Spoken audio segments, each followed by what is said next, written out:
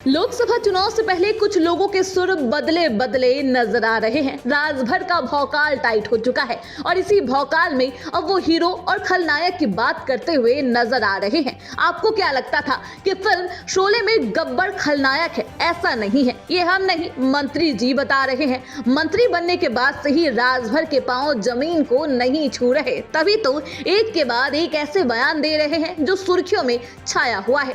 राजनीति में अपने अनोखे अंदाज और बड़बोले बयान के लिए फेमस सुहेल देव भारतीय समाज पार्टी के मुखिया ओम प्रकाश राजभर अब मंत्री जी बन गए हैं। विधायक और अपनी पार्टी के अध्यक्ष के तौर पर पहचान रखने वाले राजभर के साथ अब उत्तर प्रदेश सरकार में मंत्री का पद भी जुड़ गया है। कैबिनेट का हिस्सा बनते ही राजभर के अंदर ठसक सी आ गई है। उन्होंने खुद को गब्बर सिंह बताते हुए कार्यकर्ताओं को पीला गमछा डालकर थाने में जाने की सलाह दी थी। उन्होंने खुद की तुलना मुख्यमंत्री योगी आदित्यनाथ तक से कर डाली और कहा था कि जो पावर सीएम के पास है वही पावर अब राजभर के पास भी है। पावर अब मंत्री जी के सिर चढ़कर बोलता हुआ नजर आ रहा है। चलिए, अब पावर की बात आ ही गई है तो सुन लीजिए कैसे गब्बर के पास भी हीरो वाला पावर था। भोकाल में दिख रहे मंत्री जी का ये वीडियो खूब वायरल हो रहा है। दूसरी होती है दूसरे लोग ये समझ रहे हैं सर, दूसरे लोग ये समझ रहे हैं कि उत्तर प्रदेश सरकार में मुख्यमंत्री जी नायक है, तो उत्तर प्रदेश सरकार में खलनायक मंत्री कैसे हो सकता है? नहीं, देखिए, वो खलनायक की भूमिका नहीं था, वो हीरो का भूमिका था। गब्बर का और क्या था?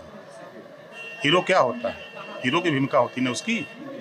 शोले फिल्म में पूछिए हीरो कौन था? खलनायक उसको कहेंगे?